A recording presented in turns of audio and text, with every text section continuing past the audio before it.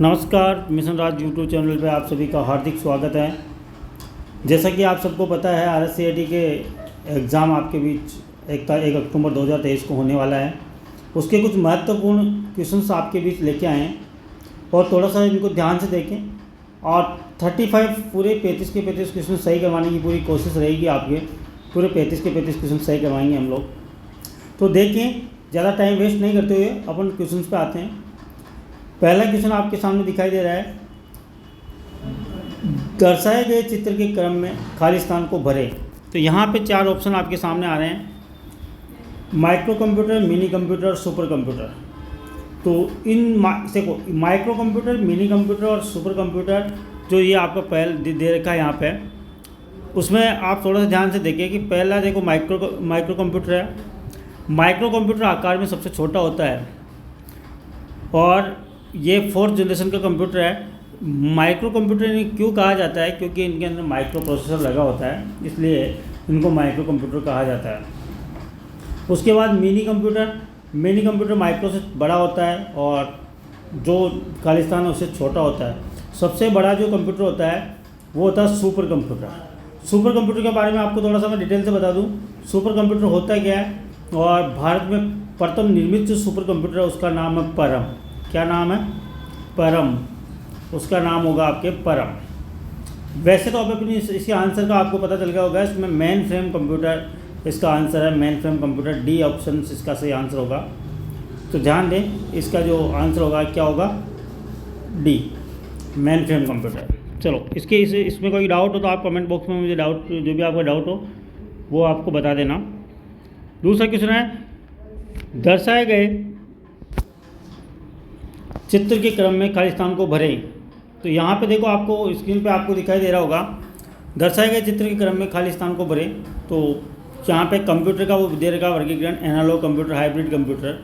Analogue computer किसे कहते हैं, इस एक बार में थोड़ा सा आप यहाँ पे देखो, एनालॉग कंप्यूटर किसे कहते हैं ये चीज़ आप समझो पहले। एनालॉग कंप्यूटर का मतलब होता क्या है? एनालॉग कंप्यूटर क्या होता है? जो कंप्यूटर संकेतों के माध्यम से कार्य करते हैं उन्हें एनालॉग कंप्यूटर कहते हैं। जो कंप्यूटर संकेतों के माध्यम से काम करते हैं उन्हें एनालॉग कंप्यूटर कहा जाता है। संकेत मतलब इस तरह से जो चलते हैं संकेत, उन्हें क्या बोलते हैं? एनालॉग कंप्यूटर बोलते हैं। तो ध्यान रखें, इस तरह के कंप्यूटर को क्या बोलेंगे? Analog computer. इधर आ जाइए आप, इनको हाइब्रिड कंप्यूटर का मतलब होता है जिसके अंदर एनालॉग और डिजिटल कंप्यूटर दोनों का समावेश हो, उसे क्या कहेंगे? Hybrid computer. और तो यहाँ पे आप समझ सकते हैं कि कंप्यूटर का वर्गीकरण कर रखा है। तो यहाँ पे मैं आपको बता दूँ थोड़ा सा कि एनालॉग कंप्यूटर और हाइब्रिड कंप्यूटर के बीच में आएगा डिजिटल कंप्यूटर। इसका सही आंसर होगा डिजिटल कंप्यूटर, बिल्कुल। और बहुत इंपॉर्टेंट, मोस्ट इंपॉर्टेंट है, आप आज लिख लेना इस चीज़ को कि बहुत मोस्ट इंपॉर्टेंट क्वेश्चन सही है आपके बीच। तो अपन बात करें इसके बाद, तो नेक्स्ट क्वेश्चन आपका थर्ड वाला क्वेश्चन आता है, सॉफ्टवेयर के 2 प्रकार है। सॉफ्टवेयर के 2 प्रकार कौन कौन से होते हैं? तो यहाँ पे ध्यान रखें, सॉफ्टवेयर के 2 प्रकार होते हैं, सिस्टम सॉफ्टवेयर और एप्लीकेशन सॉफ्टवेयर। इसका आंसर होगा सीधा सिस्टम सॉफ्टवेयर और एप्लीकेशन सॉफ्टवेयर।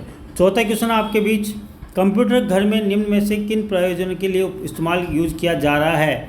सामाजिक, देखो यहाँ पे सामाजिक मीडिया, बिल्कुल सोशल मीडिया अपन यूज करते हैं कंप्यूटर के अंदर। स्कूल बच्चों के होमवर्क के लिए बिल्कुल सही है।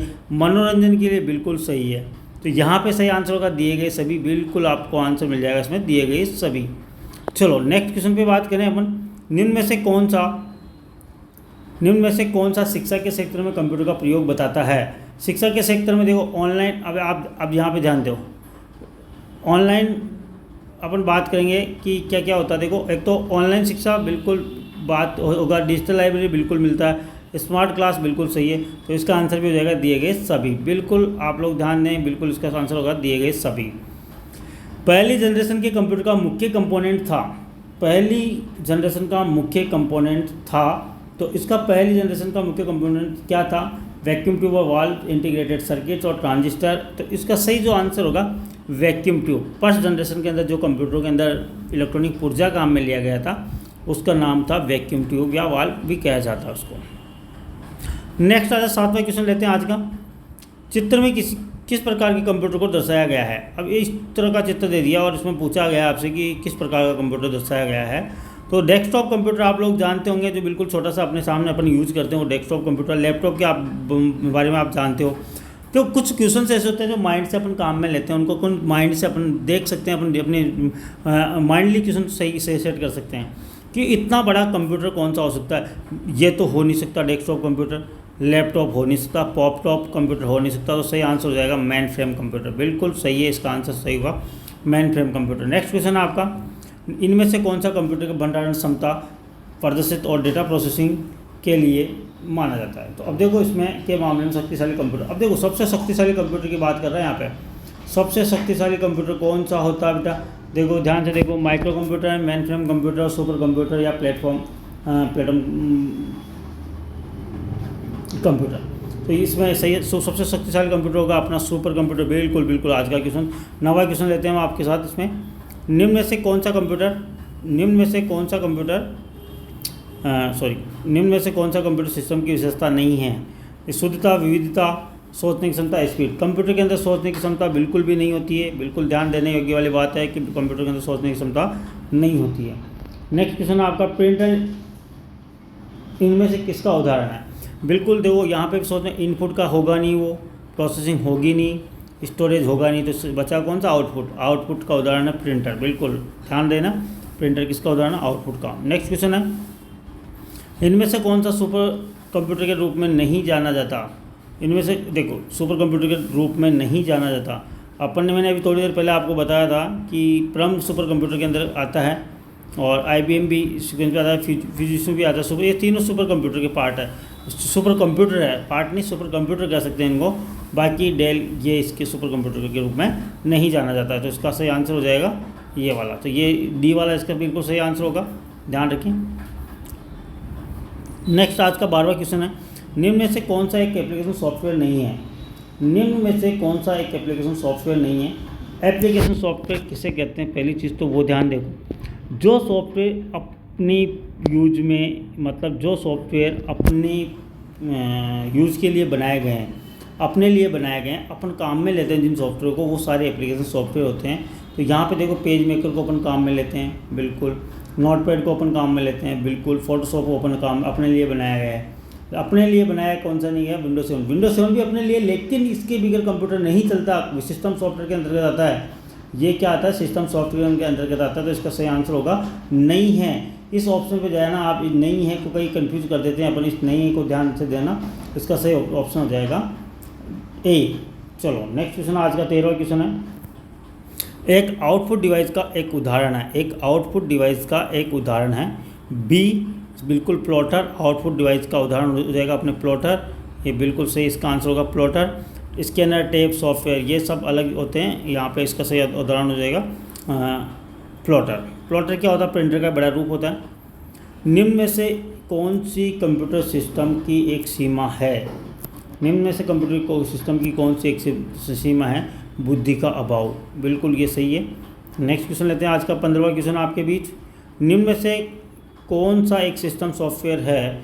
निम्न में से कौन सा एक सिस्टम सॉफ्टवेयर है। तो बिल्कुल अभी थोड़ी देर पहले बात की थी मैंने कि ये सब एप्लीकेशन सॉफ्टवेयर है। देखो यहाँ पे मैंने बोला था ये एप्लीकेशन सॉफ्टवेयर।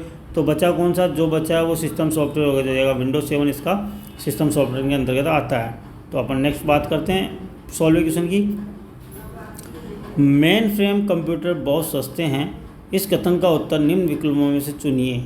मतलब गलत है या सही है। मेन फ्रेम कंप्यूटर का बहुत सस्ते होते हैं, बिल्कुल बहुत सस्ते नहीं होते हैं, ये गलत बात है। इसका सही आंसर होगा गलत। नेक्स्ट क्वेश्चन आपके बीच, कौन सा कंप्यूटर वर्गीकरण नहीं है। वर्गीकरण किस, main frame, notebook, max frame. Notebook भी आ जाएगा, मिनी भी आता है, मेन फ्रेम पे आ जाता है। तो इसमें मैक्स फ्रेम बिल्कुल इसका सही आंसर होगा। चलो आज का 18वां क्वेश्चन है, सबसे तेज़ कंप्यूटर कौन सा है। सबसे तेज़ कंप्यूटर कौन सा है। तो आपको बताया है सुपर कंप्यूटर, सबसे तेज़ कंप्यूटर होता है सुपर कंप्यूटर।